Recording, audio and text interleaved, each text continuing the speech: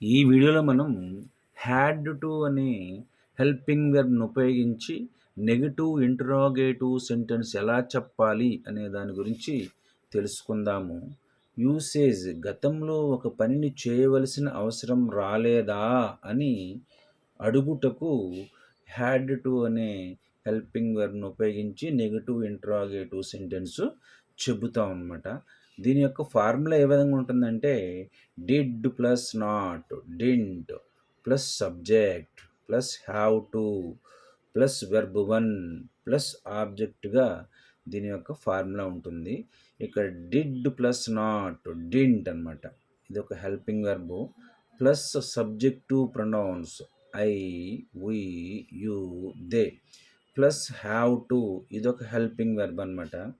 ఇక్కడ I, we, you, దేలు సబ్జెక్ట్స్గా వచ్చినప్పుడు మాత్రమే ఇక్కడ డింటు, ఇక్కడ హ్యావ్ టు అనే హెల్పింగ్ వెర్బ్ వస్తుంది అనమాట. ఇక్కడ హ్యాడ్ టుకు బదులుగా ఇవి సబ్జెక్ట్స్గా వచ్చినప్పుడు హ్యావ్ టు అనే హెల్పింగ్ వెర్బ్ను ఉపయోగించాల్సి ఉంటుంది ఈ టైప్ ఆఫ్ సెంటెన్సెస్లో.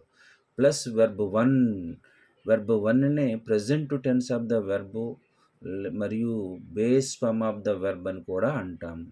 వెర్బ్ వన్ యొక్క ఫామ్ ఏ విధంగా ఉంటుందంటే సేవ్ రక్షించు, టెల్ చెప్పుట, యూజ్ ఉపయోగించు, వెయిట్ నిరీక్షించు, ఈ విధంగా వెర్బ్ వన్ యొక్క ఫామ్ అయితే ఉంటుంది. కొన్ని ఎగ్జాంపుల్స్ని చేద్దాము. Didn't you have to learn, నీవు నేర్చుకోవలసిన అవసరం రాలేదా. అట్లాగే didn't we have to love, మేము లేక మనము ప్రేమించవలసిన అవసరం రాలేదా.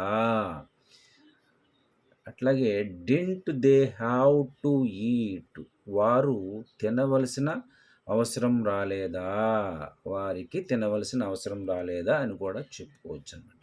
ఇలాంటివి మరికొన్ని సెంటెన్సెస్ ఎగ్జాంపుల్స్గా మీరు ప్రాక్టీస్ చేసినట్లయితే హ్యాడ్ టు అనే హెల్పింగ్ వెర్బ్ను ఉపయోగించి నెగటివ్ ఇంటరాగేటివ్ సెంటెన్స్ ఎలా చెప్పాలనే దాని గురించి మీకు పూర్తి అవగాహన వస్తుంది. Thank you for watching this video.